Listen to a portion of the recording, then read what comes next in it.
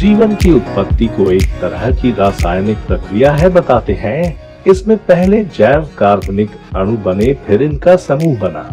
यह प्रक्रिया निरंतर चलती रही और अंत में निर्जीव पदार्थ जीवित तत्वों में परिवर्तित हो गया।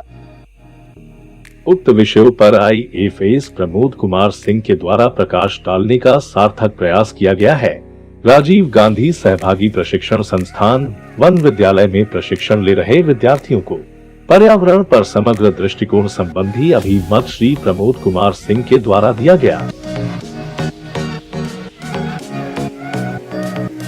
जीवन की उत्पत्ति कैसे हुई, आधारभूत पारिस्थितिकी एक दृष्टि में पर्यावरण विकास, खाद्य बीजों का जंगली पौधों से घरेलू कर एवं उनके जंगली वानस्पतिक संबंधी जानकारी, जैव विविधता क्या है, जलवायु परिवर्तन, पर्यावरण प्रदूषण, पर्यावरण संरक्षण संबंधी अधिनियम एवं नियम, पर्यावरण संरक्षण हेतु अंतर्राष्ट्रीय स्तर के प्रयासों का संक्षिप्त विवरण, पर्यावरण संरक्षण के प्रयास, आपदा एवं आपदा प्रबंधन, पर्यावरणीय प्रभाव की समीक्षा, मूल्यांकन, पारिस्थितिकी तंत्र की सेवाएं।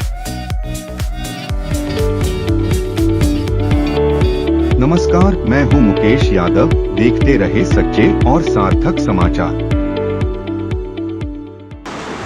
पर्यावरण क्या है, कैसे हमारे चारों ओर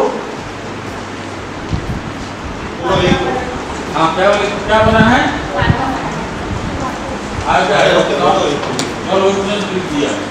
लिखो क्या लिखना है, तो इंटरेक्शन होना चाहिए, एक तरफा नहीं।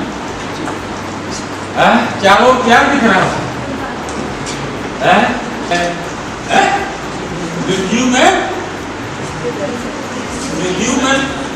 हो सकता है कि जीवित वस्तु दब गई हो, लेकिन आज की डेट में पत्थर बन गई है, उन्हें बढ़ सकती है, न अपनी संतान पैदा कर सकती, न भोजन कर सकती, न सांस ले सकती, कुछ कर सकता है क्या है? तो दो ही पार्ट है पर्यावरण में, निर्जीव और सजीव है। सजीव जबकि बढ़ सकता है, अपनी जैसे संतान पैदा कर सकता है, तो डू यू बिलीव कैसे निर्जीवों से सजीवों की रचना हुई। आगे अपन चिंतन करेंगे इस बात पे, समझेंगे कैसे निर्जीव से सजीव। निर्जीव में कौन कौन से तत्व क्या है? निर्जीव क्या होता है? जो सांस लेता है, भोजन करता है, अपनी जैसी संतान पैदा करता है और खराब पदार्थ निकालता है, मल मूत्र निकालता है ना, और बढ़ता है, वृद्धि करता है। जबकि निर्जीव में ऐसे कोई गुण नहीं पाए जाते। फिर आपने बताया जैसे मिट्टी, चट्टाने, ये निर्जीव हैं। निर्जीव को सबसे अच्छा परिभाषित करता है रसायन शास्त्र। सभी निर्जीव वस्तुएं या तो तत्व होंगी, या यौगिक होंगी, या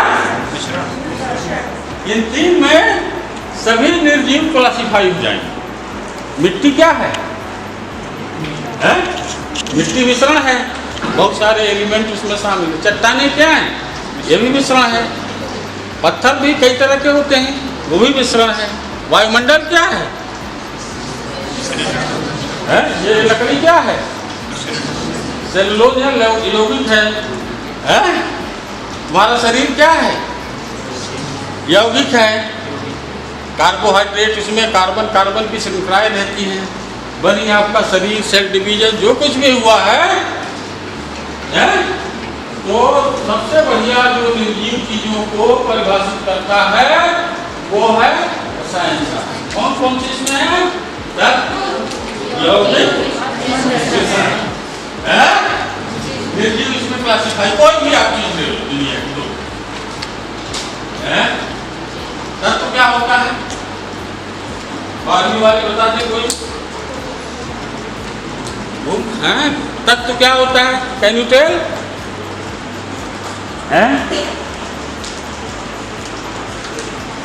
बताओ भाई, बी साइंस वाले कौन है? कंप्यूटर साइंस वाले। तत्व क्या होता है? तत्व का उदाहरण जैसे कार्बन है, लोहा है, हाइड्रोजन है, क्या विशेषता?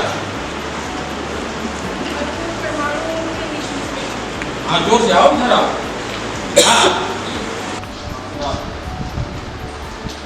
चलो आ जाओ। नहीं, तत्व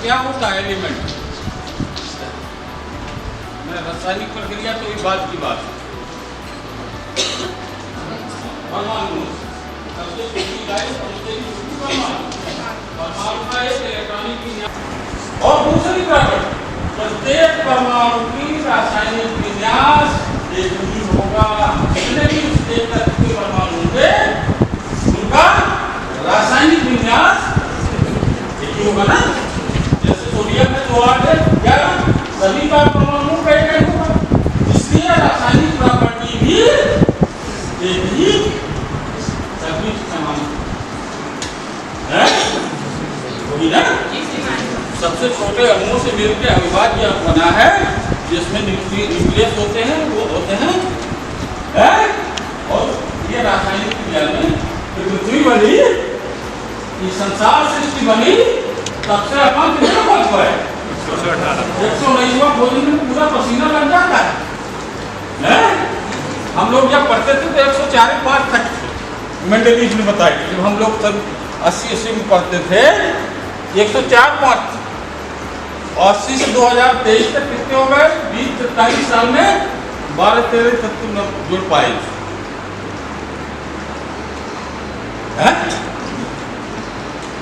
तो तत्व का मतलब समझ में आया।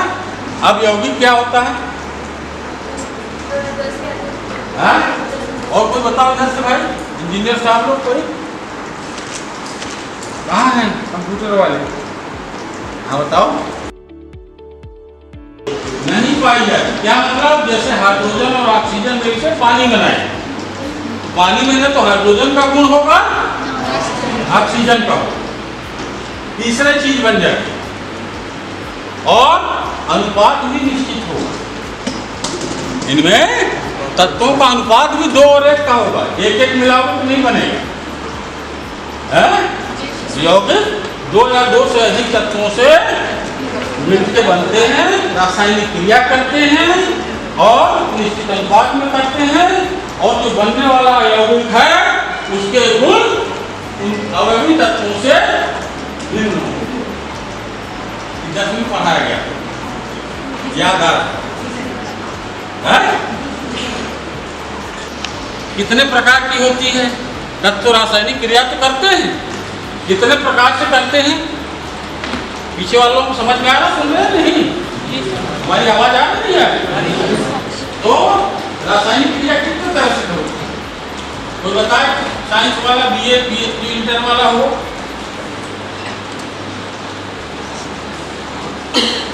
और कोई दूसरा बता दे। मैकेनिकल वाले साहब कहाँ हैं? बैठ जाओ घबराओ नहीं, ठीक है, नहीं बनना। आयनिक बॉन्ड क्या होता है? जैसे सोडियम और क्लोराइड 2 8 है और उसका होता है 2 8 7। सोडियम का होता है, इसमें 2 हो गए, 4 5 6 7 8 और 1, और इधर क्लोरीन है 2 8 7 है।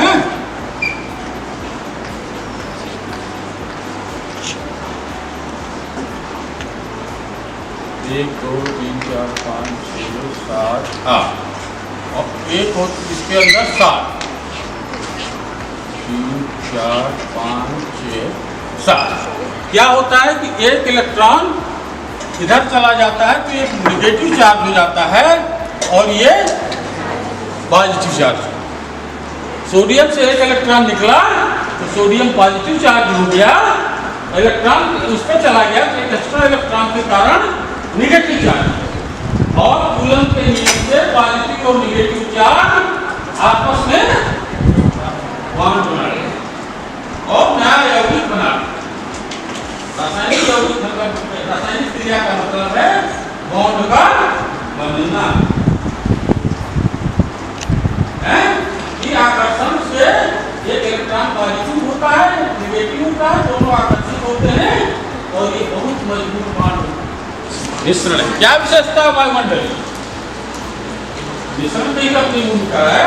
वायुमंडल एक सकता है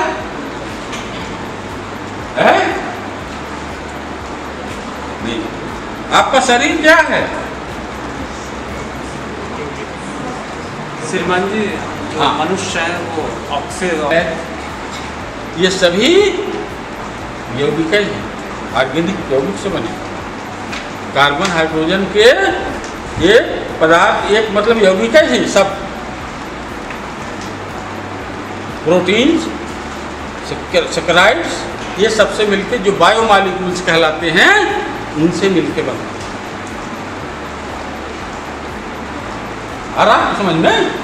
जब यौगिक बनेगा तो क्या होगा? साझेदारी होगी। अब दो तत्वों के बीच में साझेदारी होगी। है? तो अजीवित तत्वों के बारे में अपन ने अभी तक, अजीवित पार्ट जो पर्यावरण का है, तत्व यौगिक मिश्रण, उस पे और कैसे रासायनिक क्रिया होती है, कौन कौन भाग लेते हैं, ये बात अपन ने चर्चा की है। मिश्रण की क्या भूमिका है, तत्व को सप्लाई करता है अपने यहाँ से।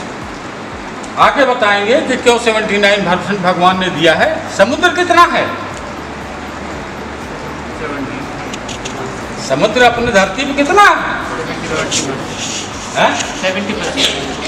ज़्यादा है, 75% है। हाँ? नहीं 75 है। चेक करना कितना है घर? गूगल करके देख है कितना मोबाइल है? पर ईश्वर ने सोच समझ धरती का पहले कॉन्टिनेंटल द्वीप से अलग अलग महाद्वीपों में धरती के समूह बढ़ गए है। धरती के टुकड़े बट गए महाद्वीपों में। एशिया और ये सब टूट के पहले इकट्ठे थे, बाद में टूटे, अलग अलग जगहों पे चले गए, पर ये है 1/4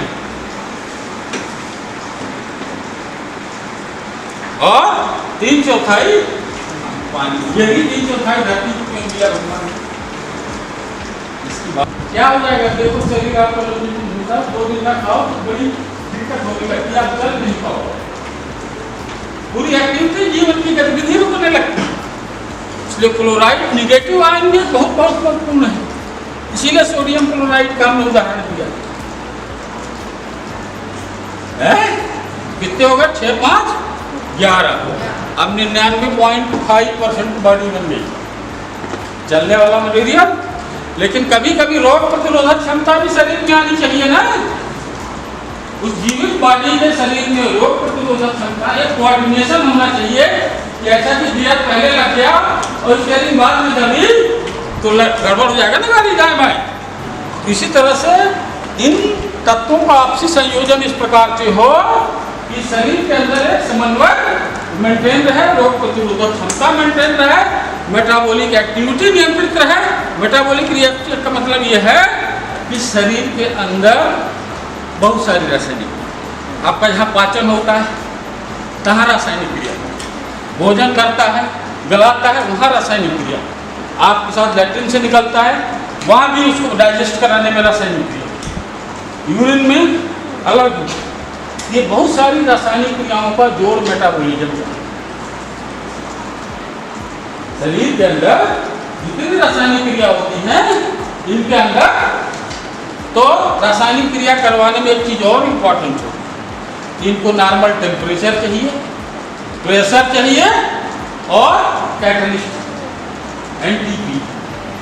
नॉर्मल टेम्परेचर आपका 98 है, सभी जीवों में है कुछ न कुछ है, प्रेशर वायुमंडल का, और कैटलिस्ट में और रासायनिक क्रिया करवाने में आगे हम बता रहे हैं 16 जो माइनर एलिमेंट। एक दिन में नहीं समझे तो आपको क्या समझ में आएगा? ऐसे से 20 साल लगे हमको समझने में। वो किसी मास्टर से पूछो सेल प्रोटोकॉल होता है, सब स्थिति समझ के रख के तो किताब हम भी पास हो जाएंगे, पर ये जीवन की सच्चाई समझ में नहीं आई। कई टिश्यू मिलके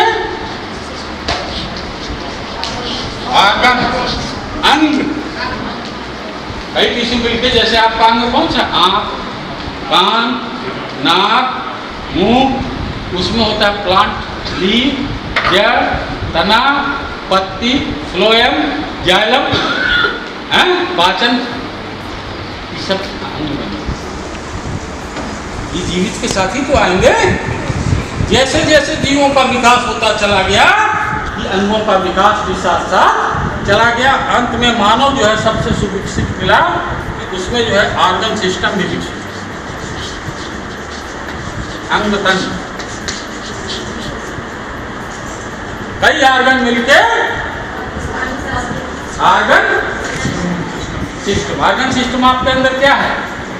एक तो है रेस्पिरेटरी सिस्टम, जिसमें क्या क्या था? लंग है, श्वसन नली है, ये डाइजेस्टिव सिस्टम वो आहार नली है, छोटी आंत बड़ी आंत, गले से लेके ये नर्वस सिस्टम है, मेन कंकाल सिस्टम है, ऐसे सिस्टम। आप माँ के गर्भ में अकेले रहती हैं यूनिजाइगोट के रूप में, फिर ये सेल डिवीजन आप काम बांटता है बच्चों में 9 माह में। सभी जीवों में होता है, सभी बीज में होता है। बीज भी एक छोटा पौधा है जिसमें हर अंग विकसित होते हैं, अंग तंत्र विकसित होते हैं जो आपको मदद करते हैं सजीव को जीवित रखने में। नेचर ने देखो क्या क्या सहूलियत है, क्या क्या तंत्र बनाए। कोई फैक्ट्री बना सकती है क्या? बता दो। अंग तंत्र सब कार्बन हाइड्रोजन मिला के सब जानते हैं। बहुत लोग केमिस्ट्री जानते हैं, बायो केमिस्ट्री जानते हैं। ये जोड़ के बना दे। अनाज नहीं बना सकती, गेहूं भैया लेके कार्बोहाइड्रेट इसका जो गुण है वो कोई फैक्ट्री बना दे, कोई वो बना दे। ब्लड नहीं बना पाते, हड्डी नहीं बना पाते, प्लास्टर ऑफ पेरिस से जोड़ जाड़ के काम चला लेते हैं घुटना चलाने के लिए। लेकिन ये सिस्टम नेचर ने इस जीवन के संचालन में अपनी भूमिका दी है। इसीलिए हम लोग धरती की मिट्टी नहीं जानते थे कि इसमें क्या सिस्टम छिपा है, लेकिन था कार्बन लेते। सही बात है ना? सही बात है। खाने वालों की जरूरत और मरने के बाद क्या करना पड़ेगा हमको? घास के मैदान में गार्डलिक व्यवस्था करनी पड़ेगी, फीड मैनेजमेंट करना पड़ेगा। ये सब हाँ, जहाँ जहाँ घना जंगल है तहाँ हल्का करना पड़ेगा। जो मुंह से चढ़ के खाते ब्राउजिंग कहते हैं, उनके प्लांट लगाने पड़ेंगे। कुछ फलदार भी देने पड़ेंगे कि शाकाहारी खा के जब भोजन की पत्तियाँ ना मिले तो फल भी मिल जाए। ऐसी व्यवस्था जिस समय निर्जला अवकाल की स्थिति हो, गर्मी की स्थिति हो, तो हमको उनको भोजन के लिए महुआ, अचार, इनके जो सीजनल फल के तेंदू उनको भी मेंटेन करना पड़ेगा ना। सघन वन में काम करते हो, एक पर्टिकुलर डायमीटर होने के बाद वो मेच्योर हो जाता है, वो कमजोर को दबाता है, उसको बाहर निकाल के पूरे उन्होंने निकालते, मार्किंग करते हैं, सीमांकन करते हैं। जो जनसंख्या की लैंड वाले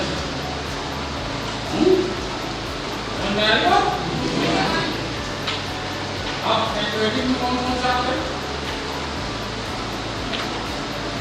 ये धरती वाले होगा जिसमें धरती है ना, कई किस्मों से मिलकर बना होता है, कई सेंटीमीटर। उस पर्टिकुलर क्षेत्र में सबसे बड़ा धरती का क्षेत्र यही से